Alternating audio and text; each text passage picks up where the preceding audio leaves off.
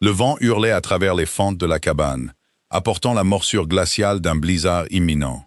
Jedodiah a poussé la lourde porte en bois pour la fermer. Il ne s'attendait qu'à la douleur familière de la solitude. Mais les gonds rouillés ont grincé, et une ombre a bougé dans le coin le plus reculé. Une jeune fille tremblait. Elle serrait la laine usée d'un manteau volé. Elle était blottie contre les rondins gelés.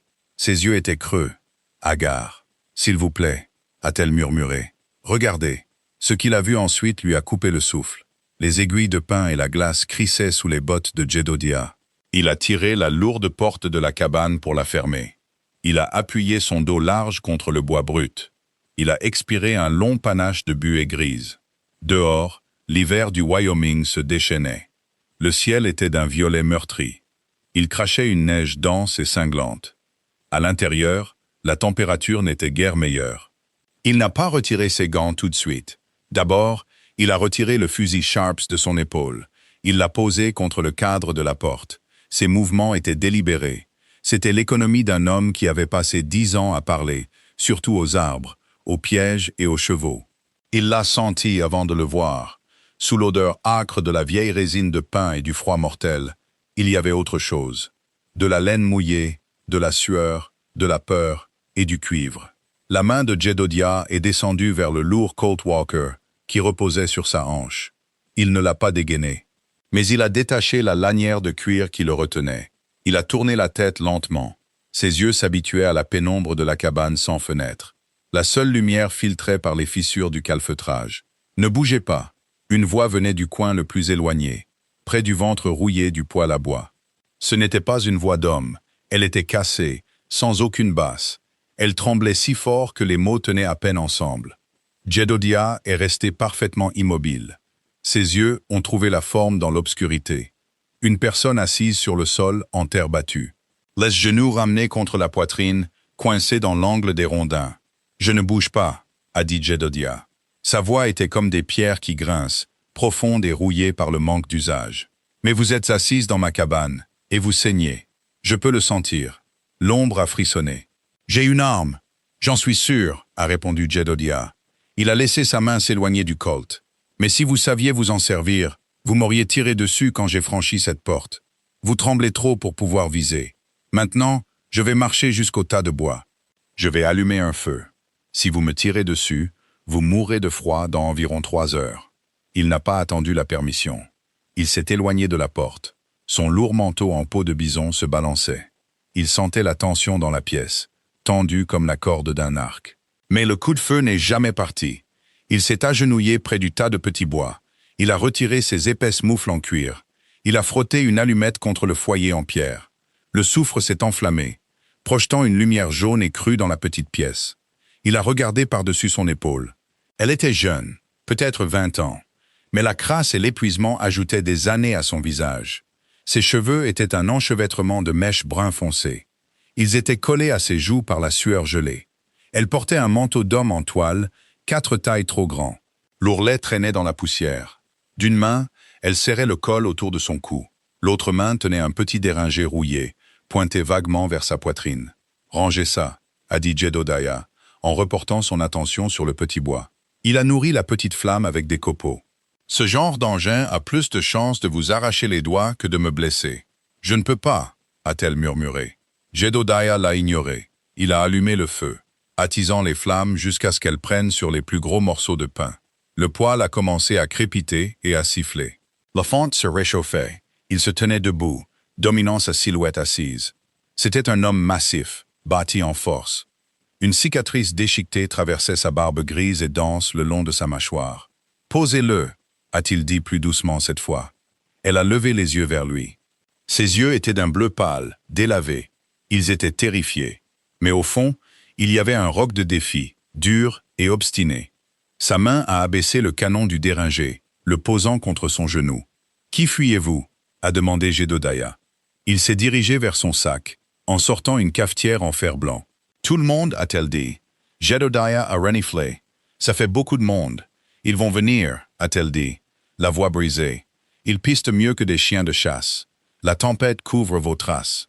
Nous avons quelques heures avant que quelqu'un ne trouve cet endroit. » Il est sorti un bref instant. Il a rempli la cafetière de neige propre. Puis il l'a ramenée et l'a posée sur le poêle chaud. « Où êtes-vous touché ?» Elle n'a pas répondu. Jedodiah a soupiré, se frottant le visage d'une main calleuse. « Écoutez, ma petite, je me fiche de savoir qui vous avez tué ou volé. Je me fiche de la loi en bas dans la vallée. Mais vous êtes en train de vous vider de votre sang sur mon plancher. Si vous mourrez ici, je devrais creuser un trou dans le sol gelé. Et ça, je ne le ferai pas. » Elle fixait les flammes qui léchaient la grille du poêle. La chaleur commençait enfin à repousser l'air glacial. Elle a lentement déplié ses jambes. « Je n'ai volé personne », a-t-elle dit. Elle a lâché le col du lourd manteau de toile.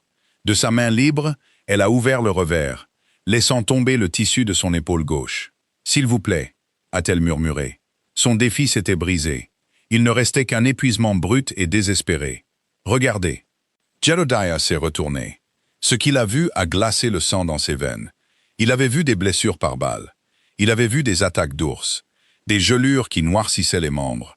Il avait vu des hommes tailladés en pièces dans des bagarres de saloon. Mais il n'avait jamais rien vu de tel. Gravé dans la peau pâle et délicate juste sous sa clavicule, il y avait une marque au fer rouge. C'était un grand H menaçant, à l'intérieur d'un cercle brisé. Ce n'était pas une vieille cicatrice. Elle était fraîche. Les bords étaient boursouflés, d'un rouge vif, et sointaient. La chair autour était meurtrie, noire et violette. C'était une marque à bétail, la marque de Arlen Cobb. Mais ce n'est pas ça qui a laissé Jedodiah sans voix. Serré contre sa poitrine, sous le lourd manteau de toile, enveloppé dans un châle de laine délavé et taché de sang. Il y avait un enfant, un bébé de pas plus de 3 mois. Il dormait silencieusement contre ses côtes. Le sang qu'il avait senti ne venait pas d'un coup de feu. Il suintait des bords de la brûlure brutale sur sa poitrine. Il imbibait le châle qui tenait le nourrisson. Elle a ramené le manteau sur son épaule. Ses mains tremblaient violemment maintenant. Était-ce à cause du froid, de la douleur ou de la honte? Il ne le savait pas. « Il possède la ville », a-t-elle dit, d'une voix plate et morte. « Il possède le shérif. Il possède les terres. » Elle a baissé les yeux vers la petite forme endormie sous son manteau. Il a dit qu'il nous possédait aussi. Jedodiah la fixait. Le vent frappait le côté de la cabane, faisant vibrer les poutres. Il n'a rien dit. Il a juste marché jusqu'à son sac.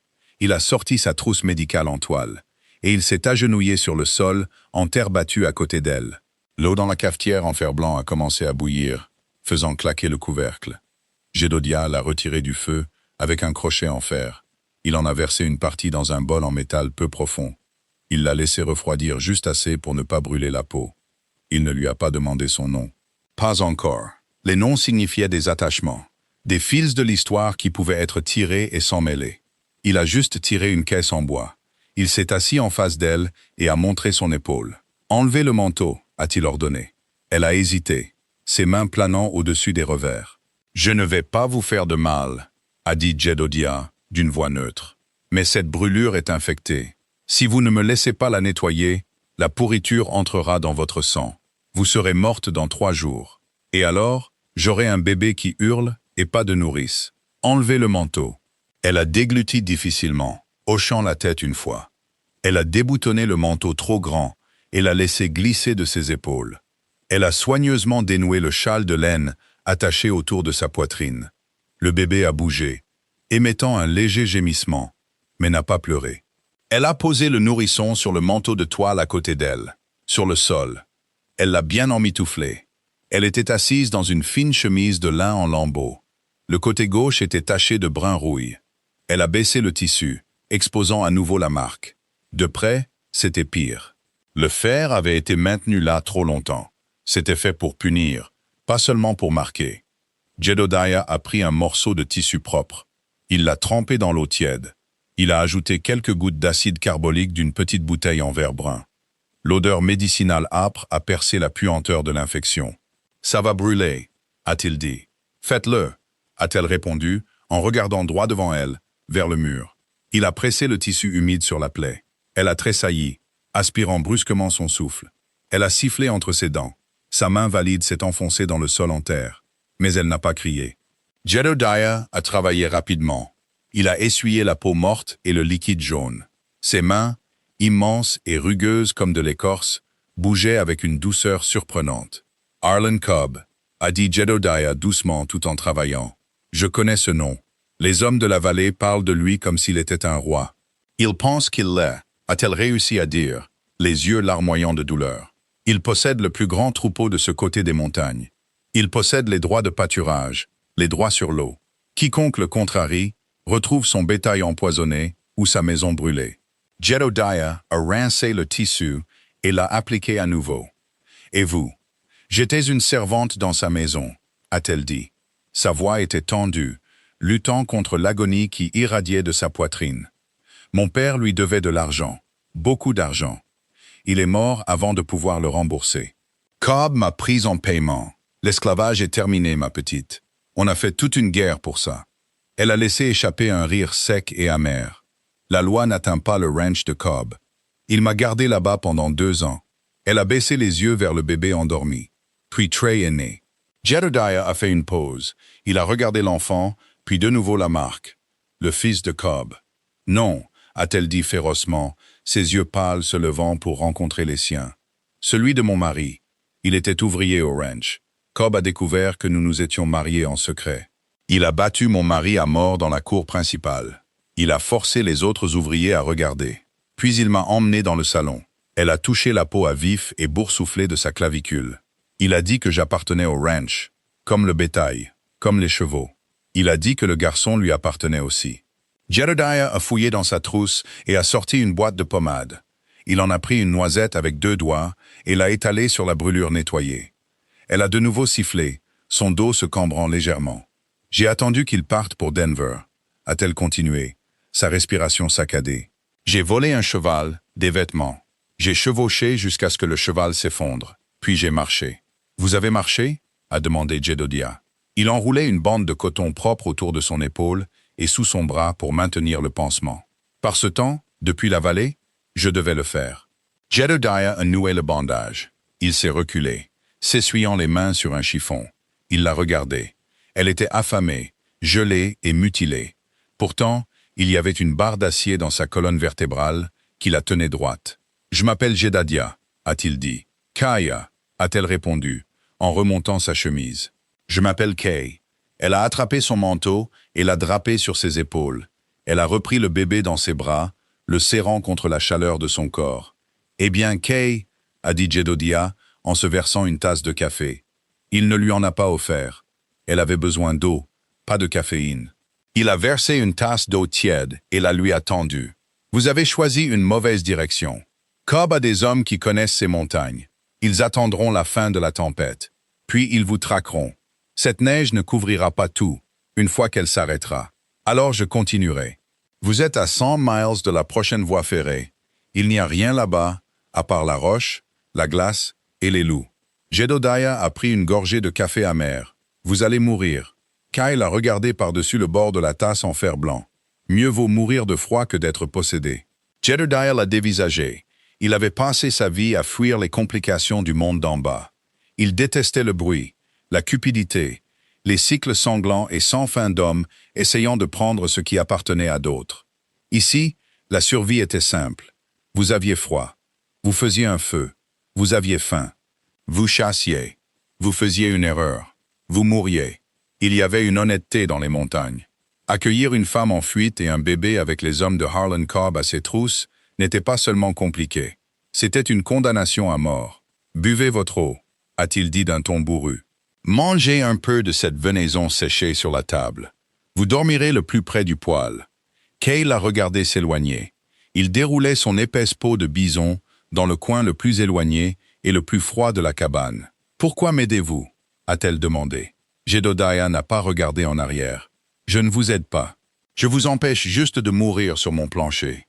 Demain, la tempête se calme. Vous serez seul. » Il s'est allongé, tirant la lourde peau sur sa tête. Mais alors qu'il fermait les yeux, il l'a entendu chanter doucement pour l'enfant. Une berceuse calme et brisée qui couvrait le hurlement du vent dehors. Jedediah savait qu'il mentait. Il était déjà impliqué. La tempête s'est calmée juste avant l'aube, laissant derrière elle un silence profond et suffocant. Jedediah était réveillé avant le soleil. Il a ouvert la porte du poêle d'un coup de pied, y a jeté 2 autres bûches et est sorti. Le froid était un poids physique qui pressait sa poitrine, gelant instantanément l'humidité dans son nez. Le monde était d'un blanc aveuglant. Les pins étaient lourdement chargés, ployant sous le poids de la poudreuse fraîche. Le ciel était d'un bleu cristallin impossible. Il a fait le tour de la cabane, ses raquettes s'enfonçant de 6 pouces dans la neige fraîche. Il a vérifié ses lignes de piège par habitude, mais ses yeux balayaient la lisière des arbres en contrebas de la vallée. Il les a trouvés à mi-chemin de la crête. La neige s'était arrêtée il y a des heures. C'était assez de temps pour que le vent balaye une partie des congères sur la roche exposée. En bas dans la vallée, se déplaçant comme de lents insectes sombres dans la neige profonde, il y avait des cavaliers, 3 d'entre eux. Ils luttaient, leurs chevaux enfoncés jusqu'au poitrail dans la poudreuse. Mais ils avançaient régulièrement vers le haut, suivant le cours naturel de la montagne. Ils suivaient le seul chemin logique qu'une personne à pied pouvait emprunter. Jedodiah a craché dans la neige. Il s'est retourné et est retourné rapidement à la cabane. Il a poussé la porte. Kay était réveillée, assise près du poêle. Elle nourrissait le bébé avec un morceau de tissu trempé dans du lait en conserve chaud et dilué de ses réserves. « Enveloppez le petit », a dit Jedodiah, en se déplaçant rapidement vers ses sacs. « Nous partons. » Kay s'est levée, son visage se crispant. Ils sont là, à environ 3 miles en bas de la crête. La tempête les a ralentis, mais ils se frayent un chemin. Ils verront la fumée du poêle dans environ 20 minutes. Il a commencé à jeter des choses dans son grand sac en toile. Des munitions, de la viande séchée, du café, des fournitures médicales. Il a laissé les lourdes poêles en fonte, les pots supplémentaires. Le poids était l'ennemi maintenant. « Je pensais que vous aviez dit que j'étais seul », a dit Kay, sa voix tremblant alors qu'elle serrait le châle autour de sa poitrine. « J'ai changé d'avis », a grogné Jedodiah. Il lui a lancé une paire de raquettes en bois avec des fixations en cuir. « Mettez-les. Vous savez marcher avec ça? »« Non. Gardez les jambes écartées. Ne marchez pas sur vos propres cadres. Si vous tombez, roulez sur le côté pour vous relever. N'essayez pas de vous pousser sur vos genoux. » Il a hissé son sac sur ses épaules massives, attrapant son fusil Sharps. « Nous montons. »« Montez ?» Kay a regardé vers le plafond. « Vous avez dit qu'il n'y a rien là-haut. Il y a du granit et il y a un col. C'est escarpé et les chevaux ne peuvent pas y arriver. Si nous pouvons atteindre les rochers, ils devront nous poursuivre à pied. Je préfère nos chances s'ils ne sont pas à cheval. » 10 minutes plus tard, ils étaient dehors. Jedodiah a jeté de la neige sur le feu dans le poêle, éteignant la fumée. Mais il savait que cela ne tromperait personne qui s'approcherait assez pour sentir la chaleur de la fonte. Il a ouvert la voie, traçant un chemin dans la neige jusqu'aux genoux. Kay suivait dans ses traces. Les raquettes étaient difficiles pour elle. Ses jambes se sont emmêlées 2 fois dans les 100 premiers yards. Elle est tombée le visage le premier, dans une congère. Jedodiah s'est arrêté, regardant en arrière. Il n'a pas offert sa main. Il a juste regardé pendant qu'elle luttait, se souvenant de ses instructions. Elle a roulé sur le côté, a mis ses pieds sous elle et s'est relevée. Son visage était rouge, son souffle sortait en halètements saccadés. Mais elle ne s'est pas plainte. Elle a juste ajusté l'enfant endormi contre sa poitrine et a continué à avancer. Ils ont grimpé pendant 2 heures. L'air s'est raréfié. Le froid est devenu plus vif. Les pins ont commencé à s'éclaircir, remplacés par des dents déchiquetées de granit gris sortant du flanc de la montagne. Le rythme de Kay a ralenti jusqu'à devenir une marche pénible. La brûlure sur son épaule saignait à nouveau. Une nouvelle tache rouge s'épanouissait sur le manteau de toile. Jedodiah s'est arrêté sous le surplomb d'un énorme rocher. Il a montré le bas de la montagne. À travers une trouée dans les arbres, il pouvait voir la cabane, un petit carré brun dans une mer de blanc. 3 hommes à cheval tournaient autour. « Ils l'ont trouvé », a murmuré Kay, s'appuyant contre le rocher, sa poitrine se soulevant. Jedodiah a sorti une longue vue en laiton de la poche de son manteau et l'a déployée. Il l'a mise à son œil. Les hommes ont mis pied à terre. L'un d'eux, un grand homme dans un long cache-poussière noir, a ouvert la porte d'un coup de pied et est entré. Un instant plus tard, il est ressorti. Même à cette distance, Jedodiah pouvait voir la violence des mouvements de l'homme.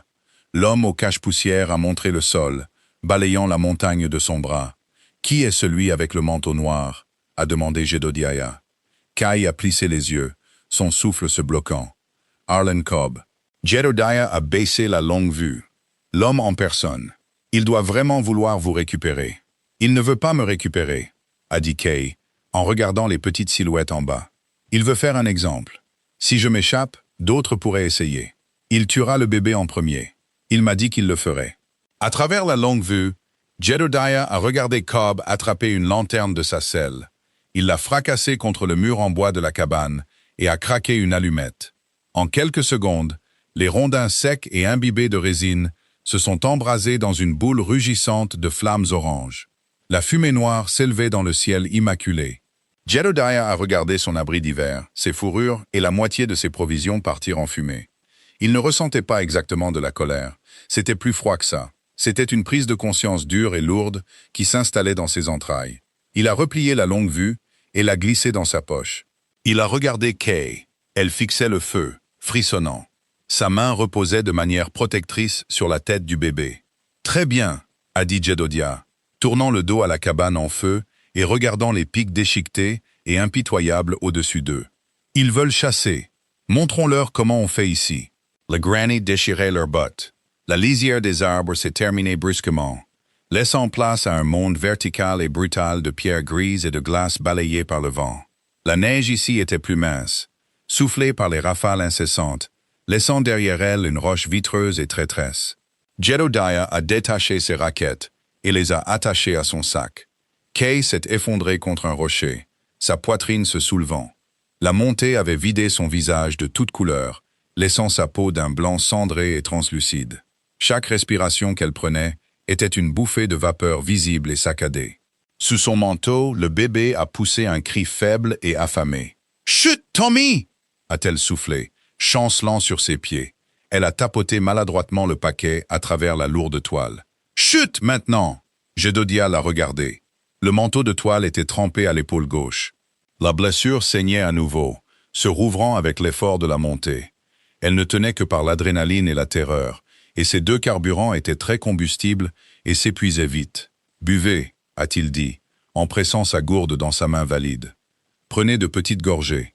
C'est à moitié gelé. » Elle a bu, sa gorge se contractant convulsivement.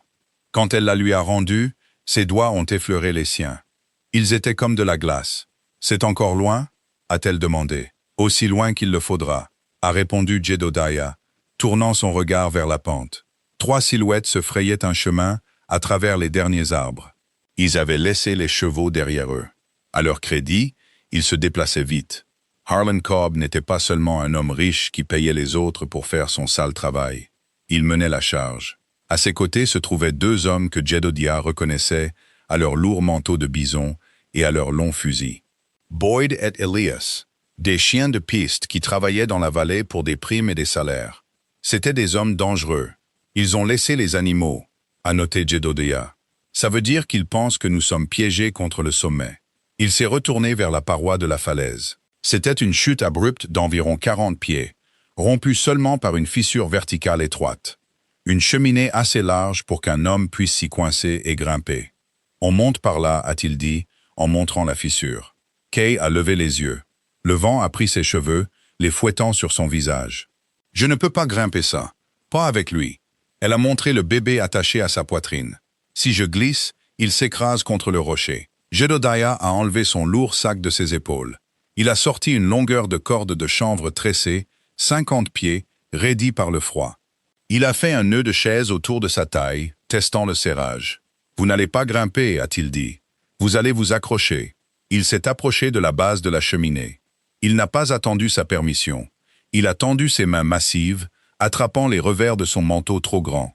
Il l'a tiré contre sa poitrine.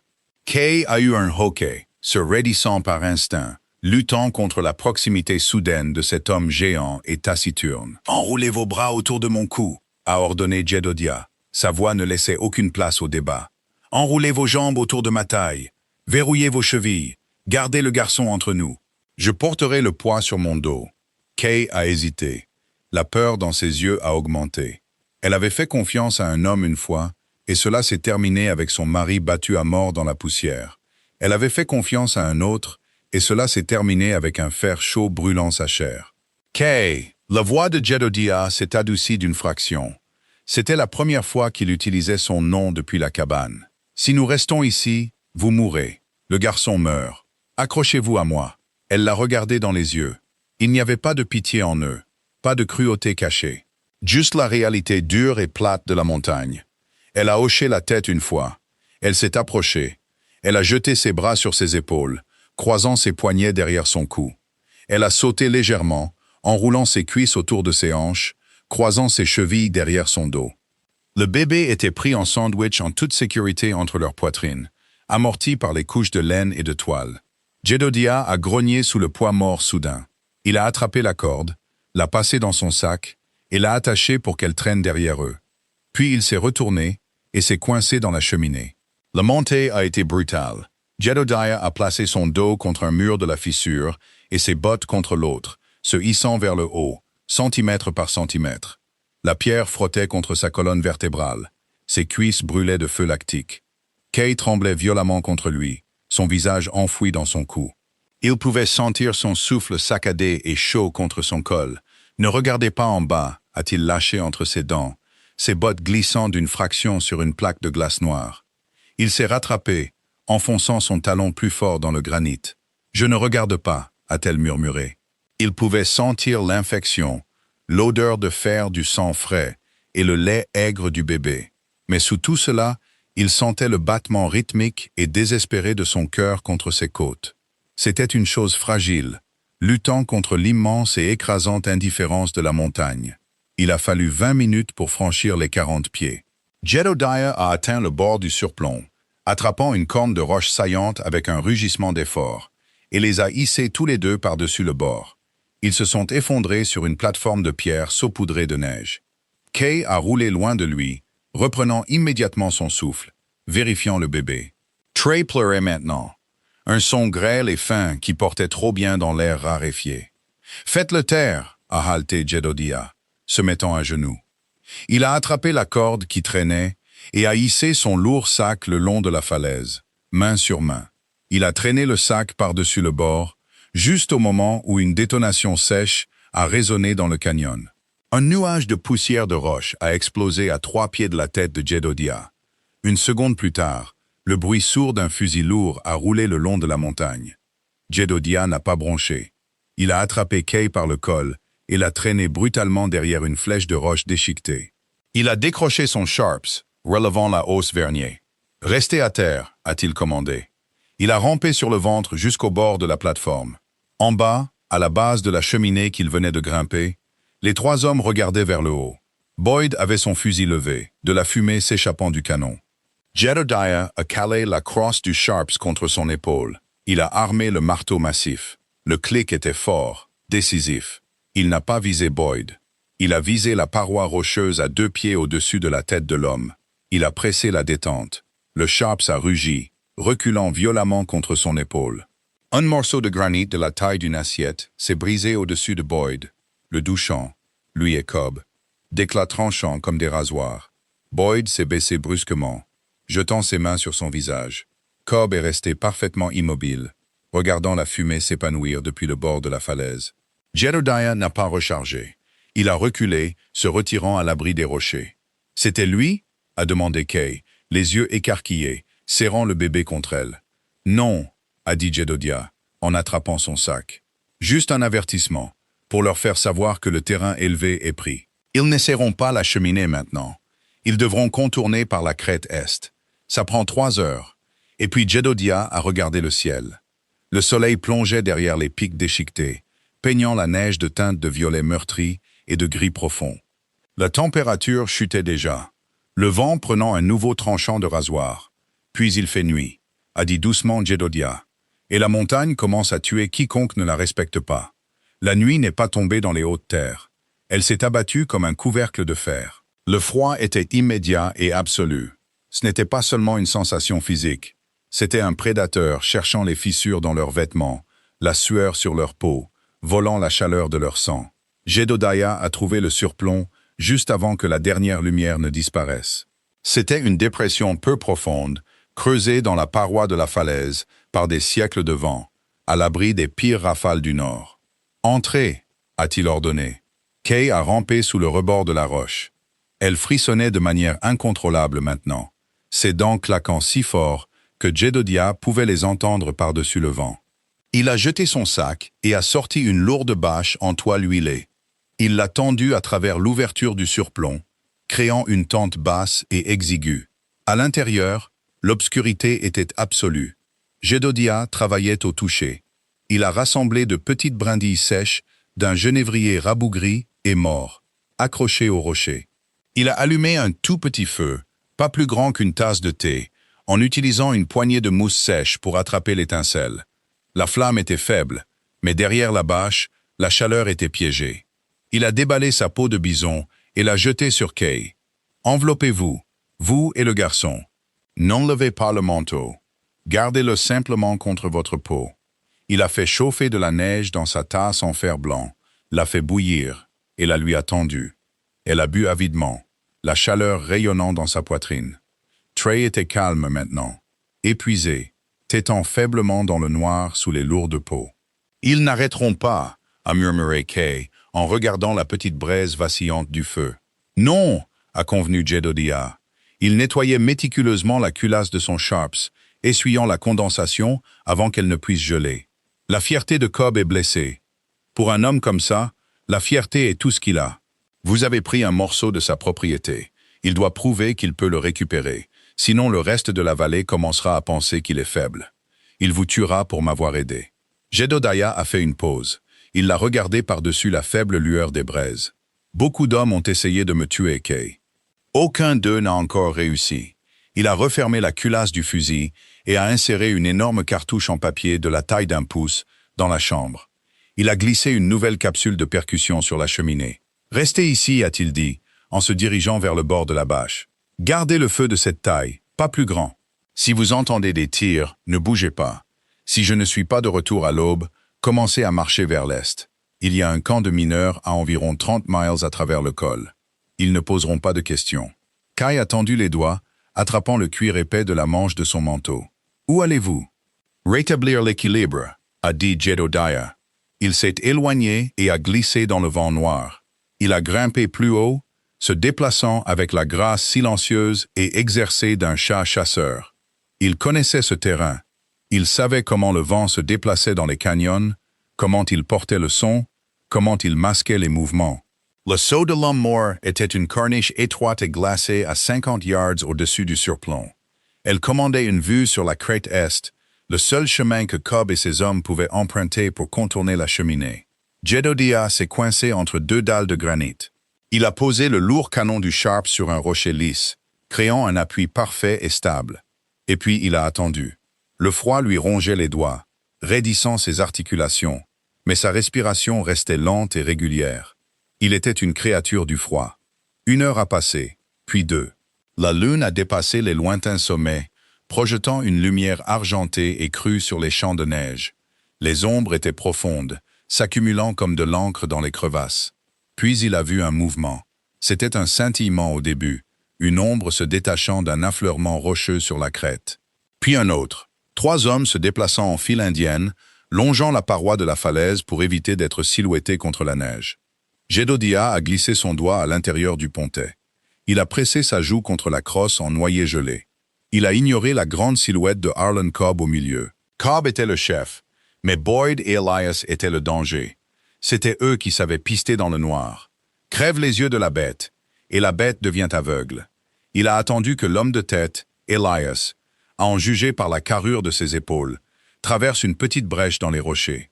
Pendant 2 secondes, il a été parfaitement encadré contre une parcelle de neige éclairée par la lune. Jedodiah a armé le marteau. Il a expiré lentement, vidant ses poumons. Il a appliqué une pression.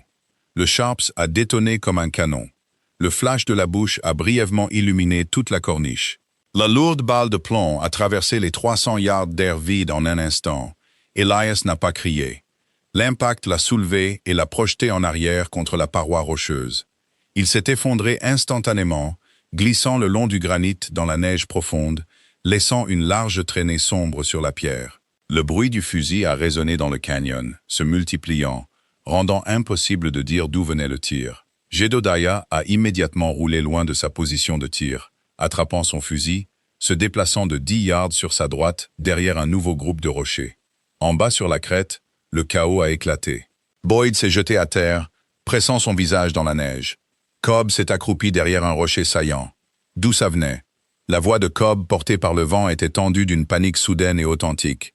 Boyd n'a pas répondu. Il scrutait les falaises au-dessus. Jedediah a glissé une nouvelle cartouche dans la chambre. Il avait le terrain élevé. Il avait le clair de lune. Et il avait la patience. Il est dans les rochers, a crié Boyd, en montrant vaguement le sommet. Il a un fusil à bison. Monsieur Cobb, on ne peut pas avancer dans le noir. Je ne vous paye pas pour avoir peur, Boyd, a rugi Cobb en retour. Il a sorti un revolver et a tiré aveuglément vers le haut de la montagne. La balle a frappé la pierre 50 pieds en dessous de Jedediah, sifflant sans danger dans la nuit. Avancez, trouvez-le. Jedediah a de nouveau épaulé le fusil. Il a réglé le réticule sur Boyd. Le pisteur hésitait, déchiré entre sa peur du tireur invisible et sa peur de Harlan Cobb. Boyd a commencé à ramper vers l'avant, essayant de trouver un abri. Jedediah a tiré. Le coup a frappé le rocher à quelques centimètres du visage de Boyd, le douchant d'éclats de pierre. Boyd a crié, jetant ses mains sur ses yeux, roulant frénétiquement en arrière. « Je suis aveugle », a gémi Boyd, s'éloignant du bord en rampant. « Mes yeux !» Jedediah a éjecté la douille vide. Le laiton a cliqueté doucement contre le rocher. 2 tirs, un mort, un hors de combat. Harlan Cobb était seul. Jedediah a regardé à travers la lunette. Cobb était plaqué contre le rocher, son revolver serré dans sa main. Il ne bougeait pas. L'arrogance avait disparu, balayée par la violence brutale de la montagne. Il n'était plus qu'un homme frissonnant dans le noir. Jedediah aurait pu le tuer à ce moment-là. Cela aurait été un tir simple. Une pression sur la détente et Kay serait libre pour toujours.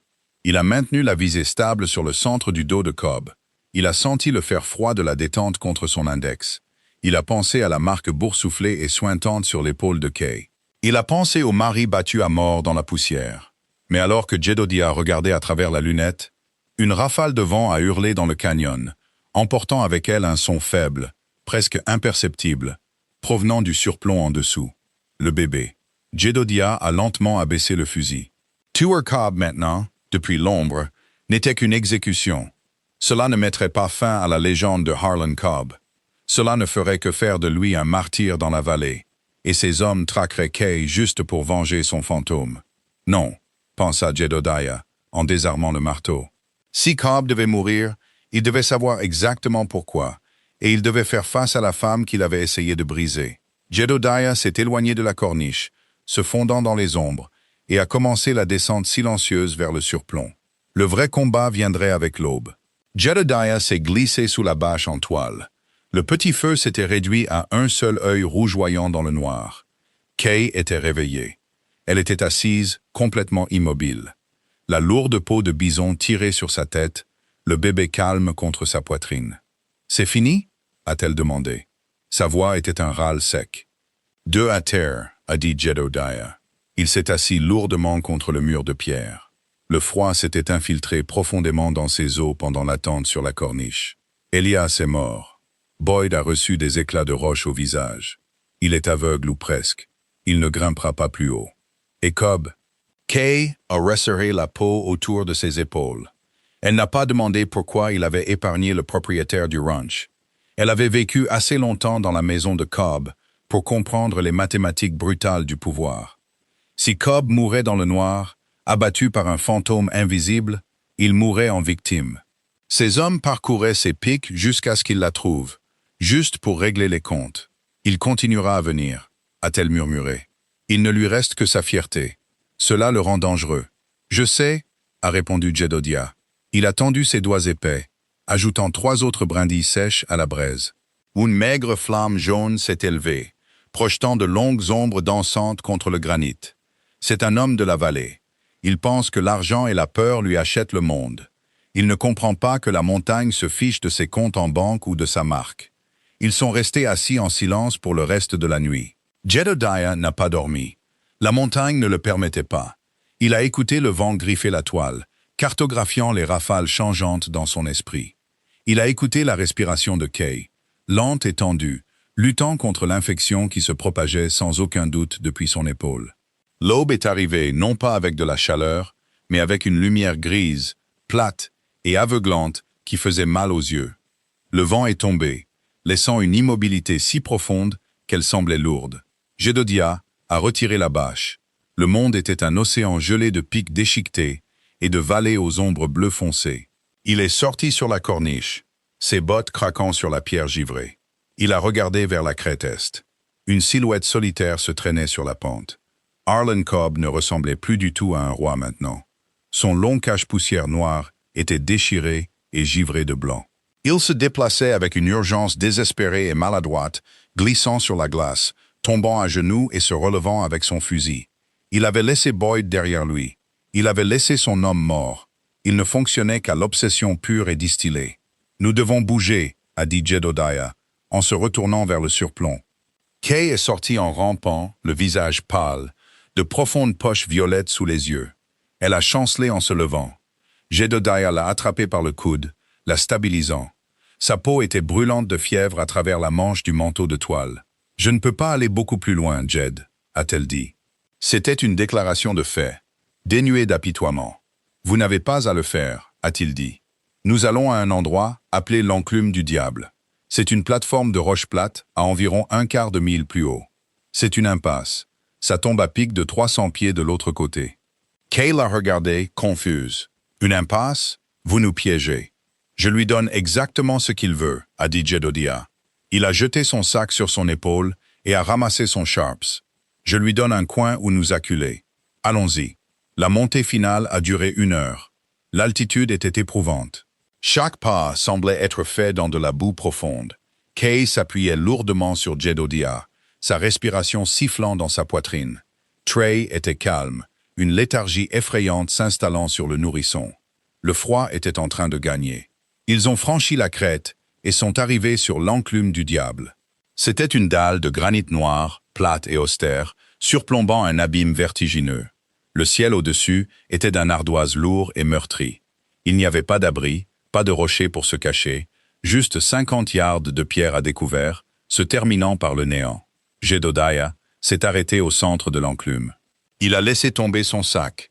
Il a enlevé ses épaisses moufles en cuir et les a glissées dans sa ceinture. Il a vérifié le mécanisme de son Sharps, fermant la culasse avec un claquement métallique sec. « Asseyez-vous sur le sac », a-t-il dit à Kay. « Gardez le garçon couvert. » Kay s'est affaissée sur le sac en toile. Elle a regardé en arrière vers le sentier étroit qu'il venait de gravir. « Il arrive. Je sais. » Jedodiah se tenait droit, sa silhouette massive. Une silhouette sombre contre le ciel gris. Il a posé le lourd canon du fusil à bison sur son avant-bras. Il n'a pas visé. Il a juste attendu. 10 minutes plus tard, le craquement des bottes sur la neige croûtée a résonné dans le col. Arlen Cobb a débouché en titubant sur le bord de l'enclume du diable. Il s'est arrêté, la poitrine soulevée, son souffle sifflant entre ses dents. Son visage était un masque de gelure et de fureur. La peau de ses joues était d'un blanc mort, ses lèvres gercées et saignantes. Il serrait un fusil à répétition Winchester dans ses mains nues et rougies. Il les a vus. Un rire rauque et humide s'est échappé de sa gorge. À court de montagne, a sifflé Cobb, faisant un pas chancelant en avant. Il n'a pas regardé Jedodiah. Ses yeux injectés de sang et maniaques étaient entièrement fixés sur Kay. « Je te l'avais dit, ma petite. Personne ne quitte mon troupeau. Personne. » Jedodiah n'a pas bougé. Il a gardé sa voix basse. Un grondement régulier et grinçant qui portait parfaitement à travers la pierre à découvert. Posez ce fusil, Cobb. C'est fini pour vous. Cobb a tourné son regard vers l'homme des montagnes. Il a craché un caillot de sang sur le granit. Vous avez tué mes hommes. Vous avez brûlé ma propriété. J'ai brûlé votre cabane, a corrigé doucement Jedodiah. Et elle n'est pas une propriété. C'est une mer, et vous êtes sur mon territoire. Cobb a ri de nouveau, un son hystérique. Votre territoire? Je possède ce comté. Je possède la loi. Je possède le sol sur lequel vous vous tenez. Vous ne possédez pas le ciel, a dit Jedodiah, et vous ne possédez pas le vide. Faites un pas de plus avec ce fusil levé, et je vous ouvre la poitrine. Cobb a ricané. Il a épaulé le Winchester. Il tremblait violemment à cause du froid et de l'épuisement. Le canon vacillait. Vous êtes un homme mort, a sifflé Cobb. Il a engagé une balle dans la chambre. Kay s'est levée. Elle ne s'est pas cachée derrière Jedodiah. Elle l'a contourné, se plaçant directement dans la ligne de mire de Cobb. D'une main tremblante, elle a déboutonné le col du manteau de toile trop grand. Elle a écarté le tissu, exposant la brûlure brute et laide de la marque sur son épaule. La chair suintait, le hache rouge, un témoignage brutal et saisissant de sa cruauté. « Regardez-la » a dit Kay. Sa voix ne tremblait plus. Elle était froide, plus froide que le vent. « Regardez ce que vous avez fait. » Cobb a cligné des yeux un instant, déstabilisé par son défi. « Tu m'appartiens. »« Je n'appartiens à personne » a-t-elle dit. « Mon mari est mort à cause de vous, mais je suis toujours là. Mon fils est toujours là. Vous n'êtes qu'un homme faible, qui a besoin d'un fer chaud pour que les gens le craignent. Ici, vous n'avez pas de fer, vous n'avez que le froid. » Le visage de Cobb s'est tordu dans un spasme laid de pure rage. Il a déplacé sa visée de Jedediah directement sur Kay. « Alors tu mourras ici même. » Jedediah a bougé. Il n'a pas levé le lourd Sharps. Il n'y avait pas le temps pour le marteau massif, pas le temps pour la longue course de la détente.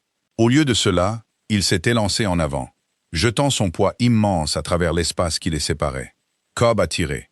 La détonation du Winchester a assourdi la plateforme.